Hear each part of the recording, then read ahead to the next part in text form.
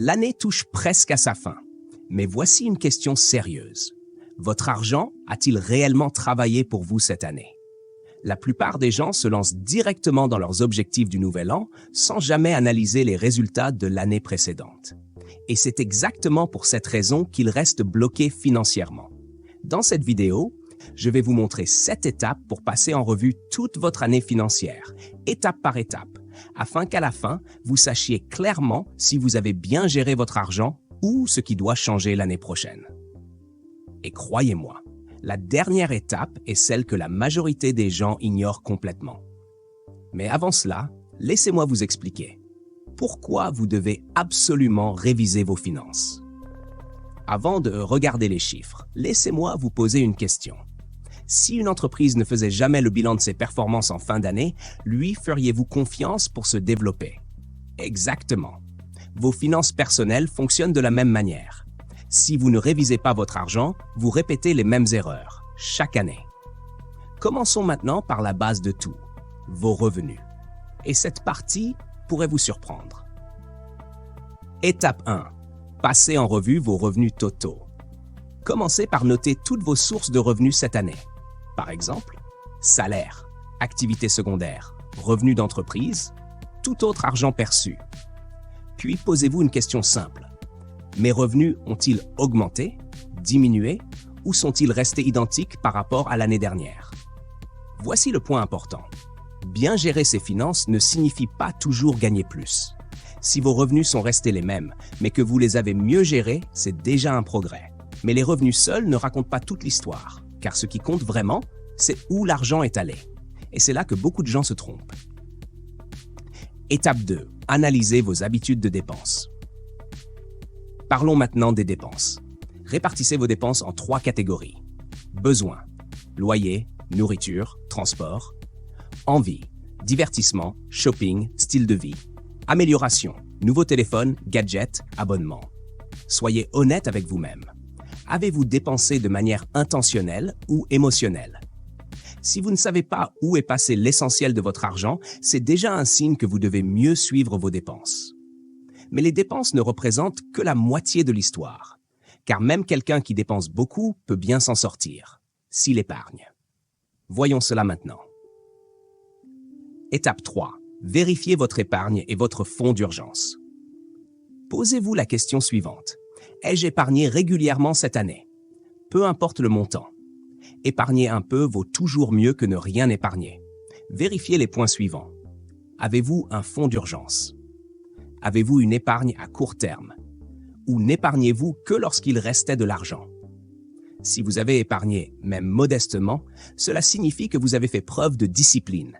Mais c'est ici que les choses deviennent intéressantes. Car certaines personnes épargnent tout en étant submergées par les dettes. Nous devons donc examiner cela ensuite. Étape 4. Faire le point sur vos dettes. Notez toutes vos dettes, par exemple. Prêt, carte de crédit, argent emprunté. Puis posez-vous cette question clé. Ma dette totale est-elle plus faible ou plus élevée qu'au début de l'année? Si vous avez réduit vos dettes, c'est une grande victoire. Si elles ont augmenté, demandez-vous pourquoi. Était-ce un investissement? Une urgence? Des dépenses inutiles? La dette en soi n'est pas toujours le problème. La dette incontrôlée l'est. Mais les chiffres seuls ne définissent pas la réussite, car les objectifs comptent aussi. Voyons si vous avez réellement atteint les vôtres. Étape 5. Évaluez vos objectifs financiers. Revenez au début de l'année. Quels objectifs financiers aviez-vous fixés? Par exemple, épargner un montant précis, rembourser un prêt, commencer à investir, budgétiser de manière régulière. Maintenant, soyez honnête et classez-les dans les catégories suivantes. Atteint, partiellement atteint, non atteint. Ne pas atteindre un objectif ne signifie pas que vous avez échoué. Cela signifie que vous avez appris quelque chose. Et ces leçons sont extrêmement précieuses, à condition de prendre le temps d'y réfléchir. Faisons-le maintenant. Étape 6. Identifiez vos réussites et vos erreurs. Prenez un moment pour lister vos réussites, par exemple. Vous avez commencé à épargner. Vous avez suivi vos dépenses. Vous avez réduit les dépenses inutiles. Puis notez vos erreurs. Dépenses excessives. Absence de budget. Inflation du style de vie. Voici le changement d'état d'esprit à adopter. Il ne s'agit pas de vous juger. Il s'agit de comprendre votre comportement financier. Car une fois que vous le comprenez, vous pouvez enfin répondre à la grande question. Bilan final. Avez-vous bien géré vos finances? Vous avez bien géré vos finances cette année? Si, vous avez mieux géré vos revenus. Vous avez contrôlé vos dépenses.